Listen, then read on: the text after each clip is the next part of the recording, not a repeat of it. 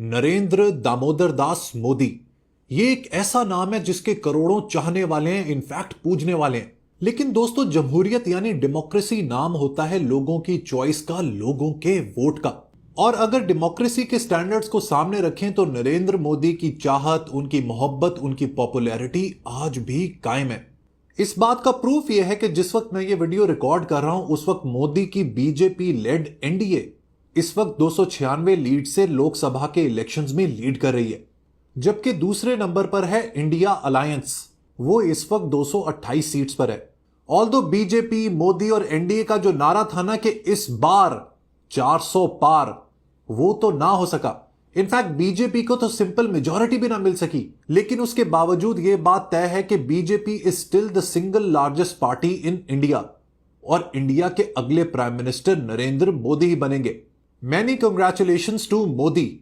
और इससे भी ज्यादा मुबारकबाद राहुल गांधी को, क्या ही कमाल की इलेक्शन कैंपेन रन की और क्या ही जबरदस्त कमबैक किया। लेकिन इंडियन पॉलिटिक्स में जो मुकाम नरेंद्र मोदी का है ना, वो आज किसी और का नहीं है। आखिर कौन है ये शख्स? मोदी की तारीख क्या है? आखिर वो क्या वजह है कि मोदी का कल्ट इंडिया में इतना बड़ा है?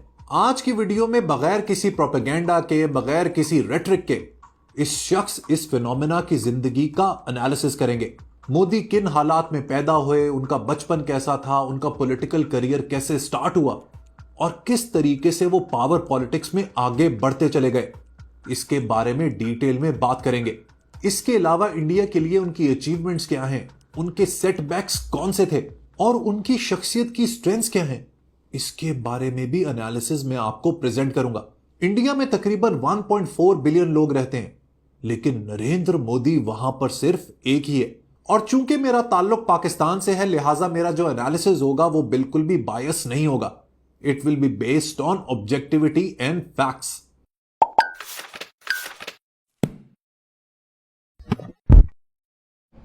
नरेंद्र मोदी का एक कोट मुझे बहुत ज्यादा पसंद है। Each one of us has a natural instinct to rise, like a flame of the lamp. Let's nurture this instinct.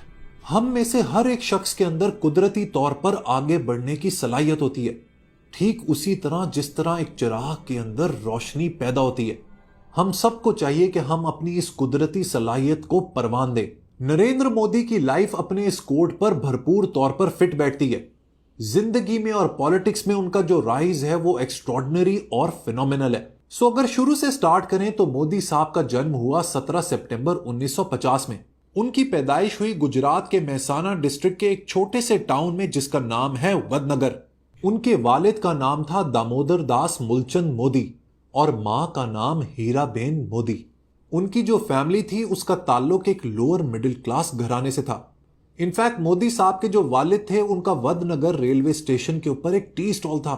इस टी स्टॉल पर छोटे नरेंद्र मोदी ने बहुत दिन गुजारे और अपने वालिद के साथ काम में हाथ बटाया।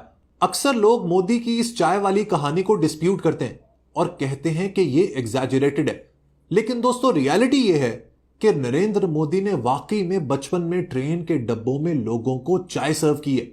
दरअसल मोदी की कहानी का रोमांस ही यह है कि वडनगर के स्टेशन पर एक चाय वाले का बच्चा किस तरीके से दुनिया की सबसे बड़ी जमहूरियत का सबसे हाईएस्ट रैंकिंग ऑफिशियल बन जाता है। इंडिया के सिस्टम को भी दाद देनी पड़ेगी जिसने एक ऐसे शख्स को अपना प्राइम मिनिस्टर बनाया जिसका कोई बैकग्राउंड नहीं था। एनीवेज, मोदी साहब का जो बचपन था ना, वो वडनगर में रहने की वजह से बाकी बच्चों से मुख्तलिफ था।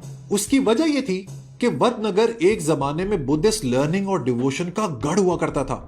मजहबी टीचिंग्स के इसी दौर में मोदी पर स्वामी विवेकानंदा की बातों का गहरा असर हुआ। स्वामी जी का विजन था कि इंडिया को जगत गुरु बनना चाहिए, यानी कि गुरु ऑफ द यूनिवर्स।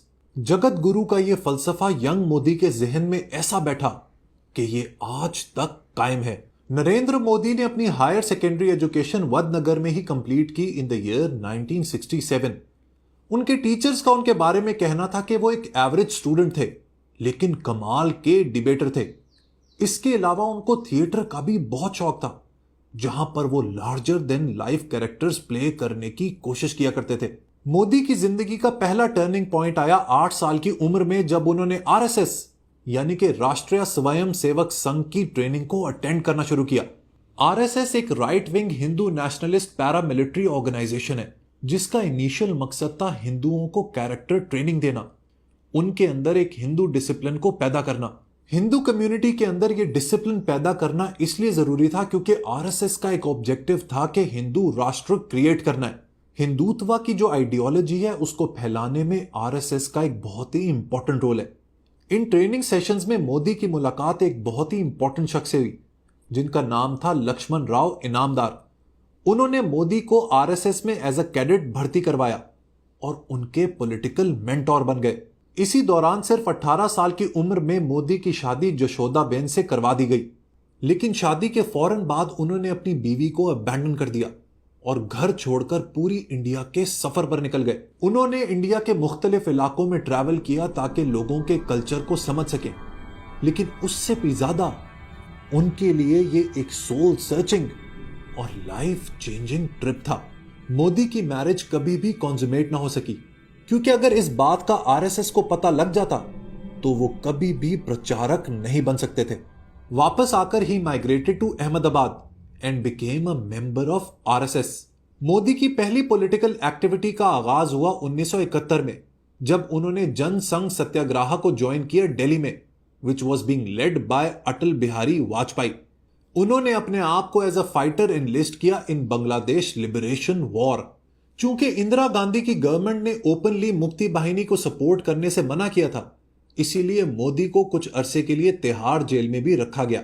1971 की इंडिया पाकिस्तान की जंग के बाद मोदी एक फुल टाइम आरएसएस प्रचारक बन गए और इनामदार के अंडर काम करने लगे। 1975 में इंडिया में जब इंदिरा गांधी ने इमरजेंसी को डिक्लेयर किया तो उस वक्त बहुत से पॉलिटिकल ओपोनेंट्स और ग्रुप्स को बैन कर दिया गया। इसी दौरान मोदी को गुजरात लोक संघर्ष समिति का जनरल सेक्रेटरी अपॉइंट किया गया। ये एक आरएसएस की कमेटी थी जिसका काम था गुजरात के अंदर इमरजेंसी को ओपोज करना। इसी के कुछ अरसे बाद आरएसएस को बैन कर दिया गया and Modi had to go underground. अपने अंडरग्राउंड रहने के दौरान उन्होंने बहुत से पंफलेट्स प्रोड्यूस किए गवर्नमेंट के अगेंस्ट और बहुत सी डेमोन्स्ट्रेशंस भी निकाली। इसके अलावा वो एक ऐसे नेटवर्क का भी हिस्सा बने जो उन लोगों के लिए सेफ हाउसेस बनाती थी विच वर वांटेड बाय द गवर्नमेंट। इसी दौरान मोदी ने गुजराती जबान में एक किताब लिखी जिसका टाइटल था संघर्ष मां गुजरात, यानी कि in the struggles of Gujarat, जिसमें उन्होंने इमरजेंसी के दौरान हालात का जिक्र किया। 1978 में मोदी ने दिल्ली यूनिवर्सिटी से पॉलिटिकल साइंस में बीए किया। सब्सीक्वेंटली 1983 में गुजरात यूनिवर्सिटी से उन्होंने एमए पॉलिटिकल साइंस किया। इस दौरान वो मुसलसल आरएसएस के लिए काम करते रहे और उनके रीजनल ऑर्गेनाइजर बन गए। 1985 में आरएसएस ने उनको बीजेपी में अपॉइंट कर दिया। 1987 में मोदी ने अहमदाबाद के अंदर बीजेपी की म्युनिसिपल इलेक्शन कैंपेन को ऑर्गेनाइज किया और इवेंचुअली बीजेपी को जितवा दिया। अगले 10 से 12 साल तक मोदी बीजेपी के अंदर ग्रो करते रहे और मुख्तलिफ पोजीशंस पर अपॉइंट रहे, लेकिन उनकी जिंदगी में टर्निंग पॉइंट आया इन द ईयर 2001।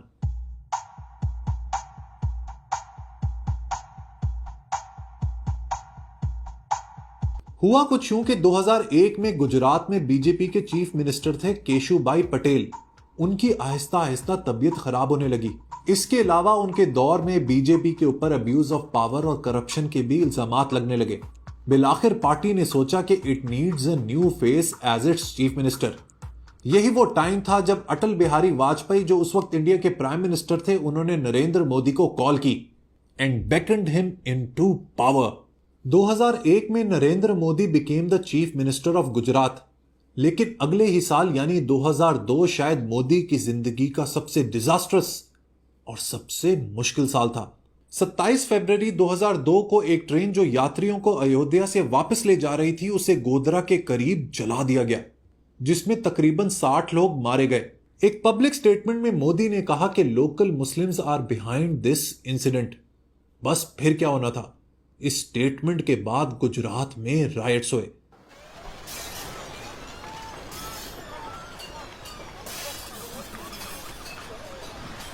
इन दंगों में तकरीबन 2000 से ऊपर मुसलमानों को बेदर्दी से मार दिया गया और तकरीबन 1.5 लाख लोगों को रिफ्यूजी कैंप्स में शिफ्ट होना पड़ा।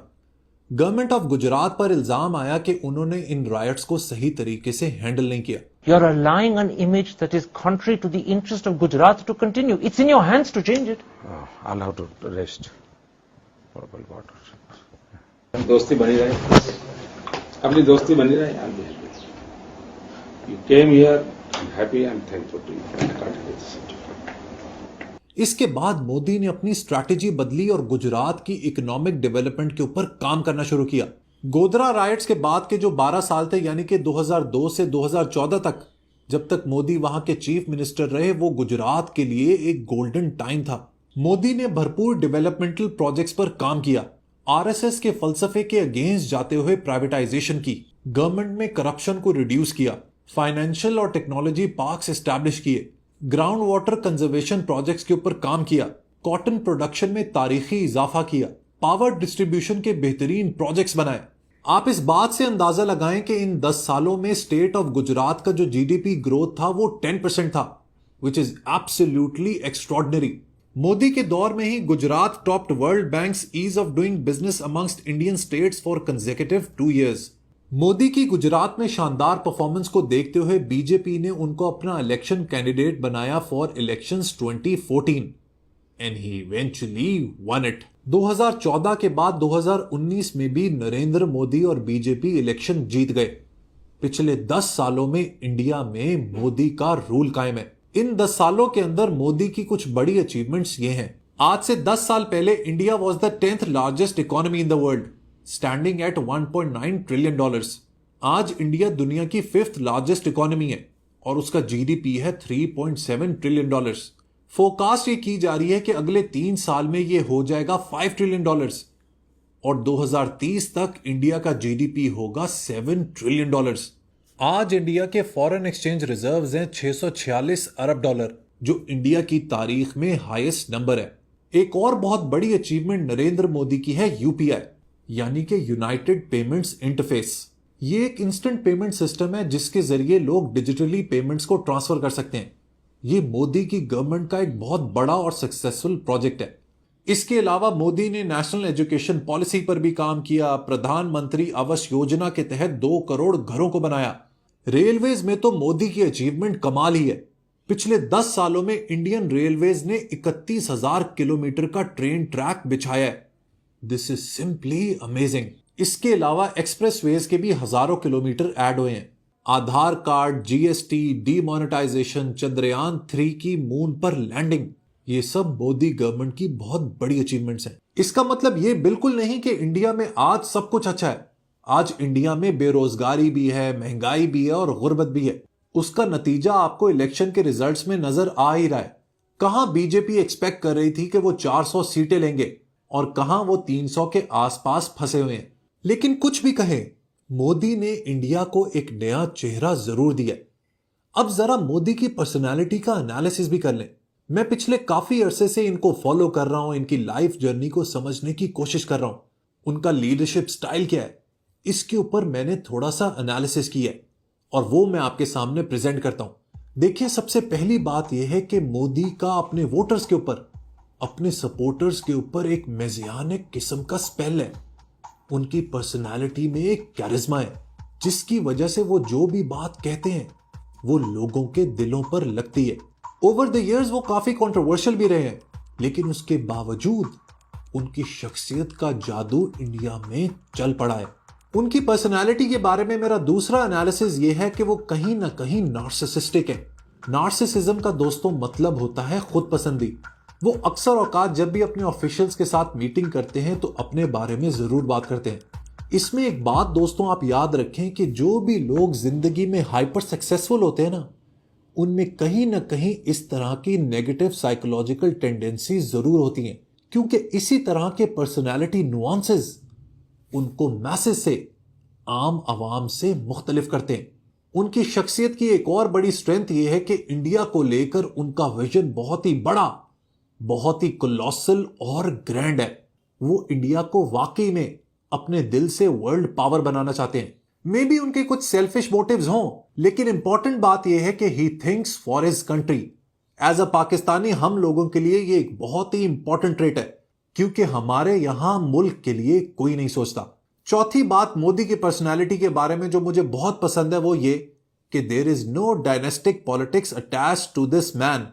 हमारे यहां एक भुट्टो जाता है तो दूसरा भुट्टो आ जाता है, एक शरीफ जाता है तो दूसरा शरीफ आ जाता है, एंड द स्टोरी कंटिन्यूज। लेकिन मोदी के केस में ऐसा नहीं है। पांचवी चीज जो मोदी की पर्सनालिटी के बारे में जबरदस्त है वो है उनका सेल्फ कॉन्फिडेंस, जो उनकी बातों में नजर आता है। हां, वो बात अलग है कि पिछले 10 सालों में उन्होंने कोई भी एक प्रेस कॉन्फ्रेंस नहीं की, लेकिन उसके बावजूद एटलीस्ट लोगों के सामने वो इस इमेज को क्रिएट करने में कामयाब हो गए हैं। ये भी उनकी मीडिया टीम की एक बहुत बड़ी जीत है। इसके अलावा मोदी की जो शार्प ड्रेसिंग है ये भी उनकी बहुत बड़ी स्ट्रेंथ है, क्योंकि आपकी अपीयरेंस लोगों के ऊपर बहुत ज्यादा इंपैक्ट करती है, and Modi is always sharply dressed.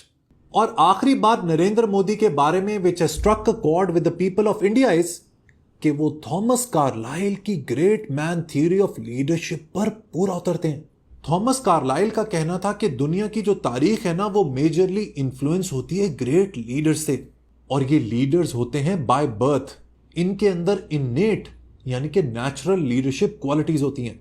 इनके अंदर कैरिज्मा होता है, इंटेलेक्ट होता है, कॉन्फिडेंस होता है, सोशल स्किल्स होती हैं, और जब वो अवाम के साथ बात करते हैं तो अवाम उनके साथ हंसती है और उन्हीं के साथ रोती है। मोदी के अंदर शायद ये सारे कैरेक्टरिस्टिक्स मौजूद हैं। इसी वजह से ही will go on to be the 3rd time prime minister of India. Although election के रिजल्ट्स ये सजेस्ट कर रहे हैं कि अगर उन्होंने सही तरीके से परफॉर्म ना किया तो Rahul Gandhi will catch up. Let's see what happens in the future. देखें, अच्छी और बेहतरीन बात यह है कि चाहे राहुल गांधी हो, नरेंद्र मोदी हो, इमरान खान हो या कोई भी हो, हर वो शख्स हमें मंजूर है जो अपनी कौम के लिए, अपने मुल्क के सेल्फ इंटरेस्ट के लिए काम करता है। अगर हमारे लीडर्स भी ऐसा करना शुरू हो जाएं तो it won't be long till Pakistan catches up with India. Video पसंद आई हो तो लाइक बटन जरूर प्रेस कीजिएगा। Until next time, good bye.